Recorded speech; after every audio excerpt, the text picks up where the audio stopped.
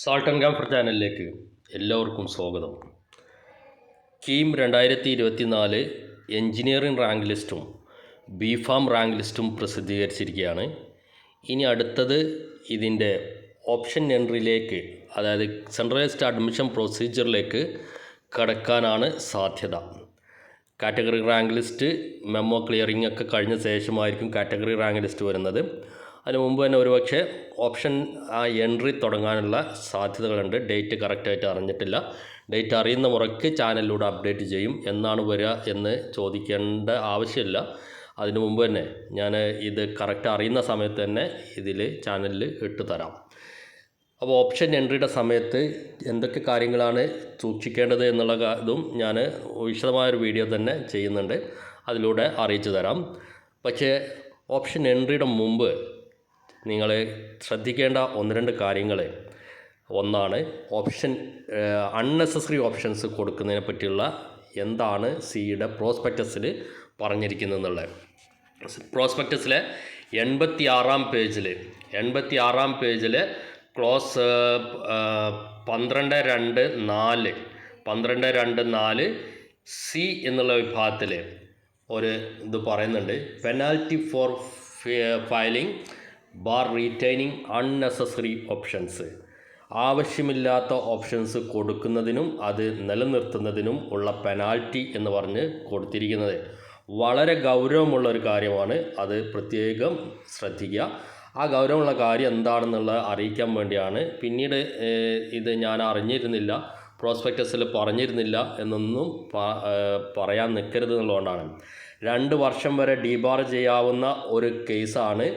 അതേപോലെ വളരെ വലിയൊരു സംഖ്യ പെനാൽറ്റി ആയിട്ട് അടക്കേണ്ട ഒരു കേസും കൂടിയാണ് അൺനെസസറി ഓപ്ഷൻസ് കൊടുക്കുന്നതും അത് നിലനിർത്തുന്നതും.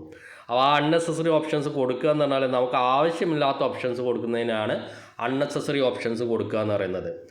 മിക്ക അലോട്ട്മെൻറ്റും ഒന്നാമത്തെ അലോട്ട്മെൻറ്റ് കഴിഞ്ഞാൽ, ഫസ്റ്റ് ഓപ്ഷൻ എൻട്രി കഴിഞ്ഞാൽ കുട്ടികൾ പറയാറുള്ള ഒരു പരാതിയാണ്, അല്ലെങ്കിൽ പരാതിയല്ല, ഒരു ഇതാണ് എല്ലാവരും പറയുന്ന ഒരു 75% കുട്ടികളും പാരൻസും പറയാറുള്ളതാണ്, ആ ഓപ്ഷൻ ഞാൻ വെറുതെ കൊടുത്തായിരുന്നു, അത് തന്നെ കിട്ടി എന്നുള്ളത്.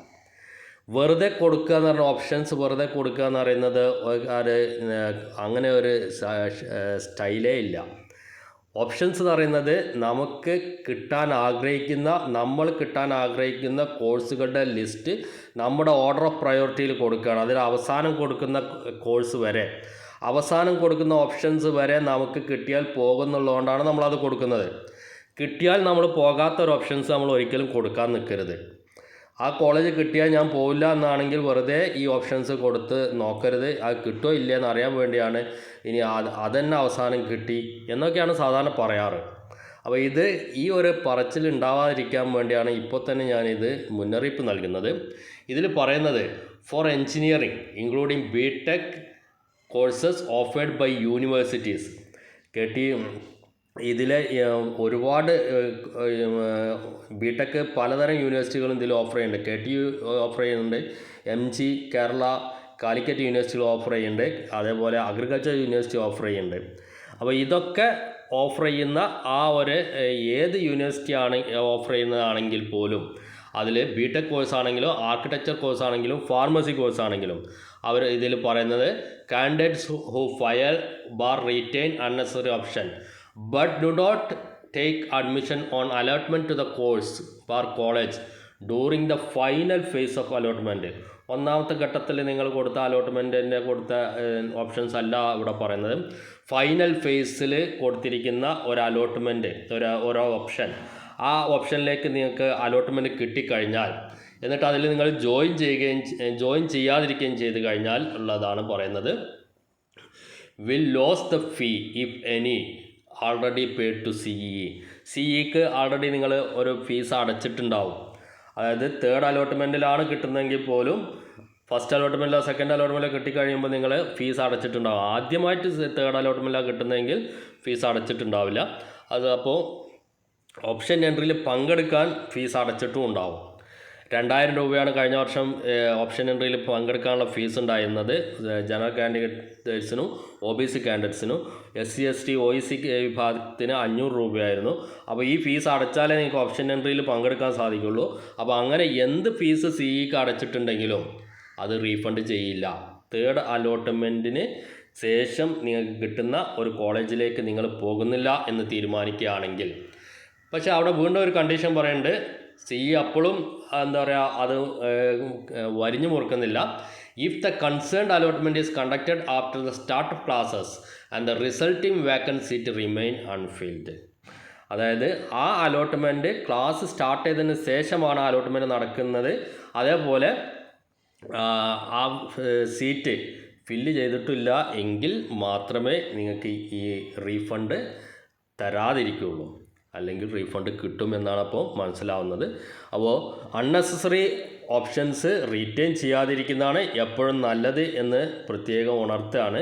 ഇനി അതിൻ്റെ പുറമെ വേറെ എന്തെങ്കിലുമൊക്കെ നടപടി സ്വീകരിക്കുക എന്നുള്ളത് ഈ ഒരു കോഴ്സിനെ പറ്റി, ഈ ഒരു ഇതിനെപ്പറ്റി പറഞ്ഞിട്ടില്ല. ആർക്കിടെക്ചർ, ഫാർമസി, BTech കോഴ്സുകളെ പറ്റി അങ്ങനെയൊന്നും വേറെ കൂടുതൽ കാര്യങ്ങളൊന്നും ഇതിൽ പറഞ്ഞിട്ടില്ല.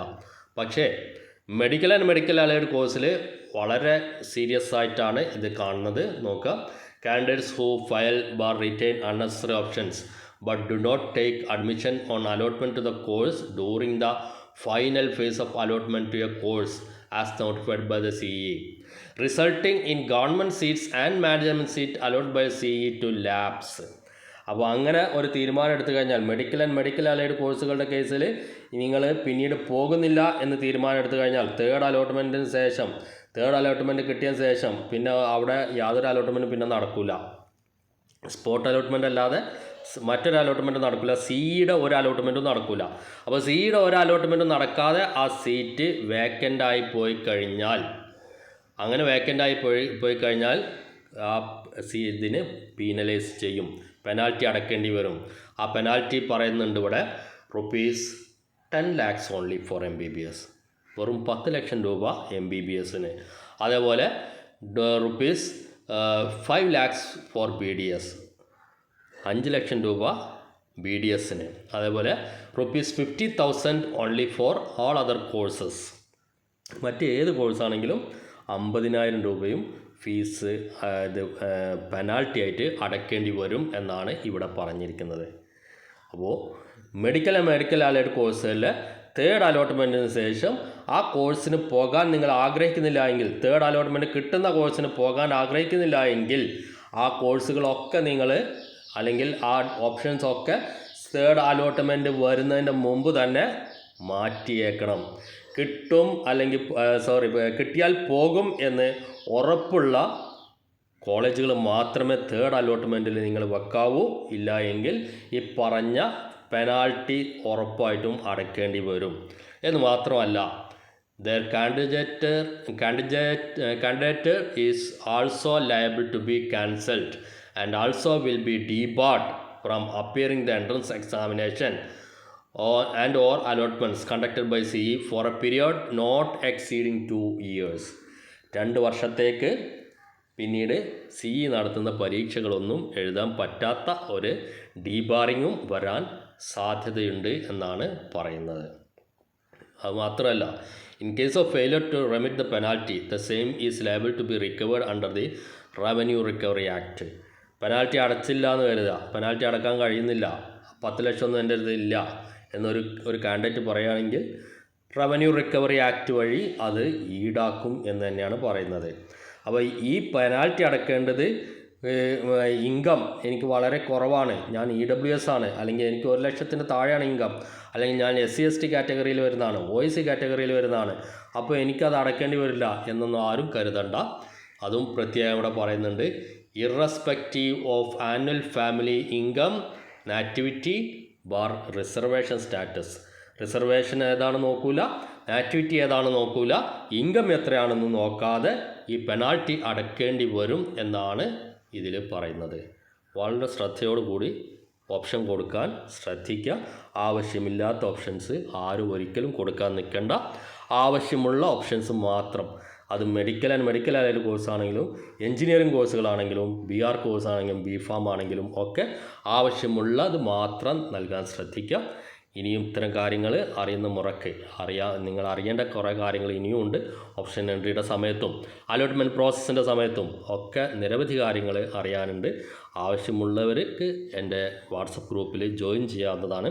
അതിന് ഇതിൻ്റെ ഡിസ്ക്രിപ്ഷൻ ബോക്സിൽ കൊടുത്ത ആ ഒരു നമ്പറിലേക്ക് ഒരു മെസ്സേജ് ഇട്ടോളാം. അതേപോലെ എല്ലാവരും എൻട്രി ചെയ്യിക്കുന്നില്ല, ഞാൻ ചില കണ്ടീഷൻസ് വെച്ചിട്ട് തന്നെ അതിലേക്ക് എൻട്രി അനുവദിക്കുന്നുള്ളൂ. അവർക്ക് മാത്രം ആ കണ്ടീഷൻസ് താല്പര്യമുള്ളവർക്ക് മാത്രം അതിൽ എൻട്രി തേടാവുന്നതാണ്. വീഡിയോ വാച്ച് ചെയ്യുന്നതിന് നന്ദി, നമസ്കാരം.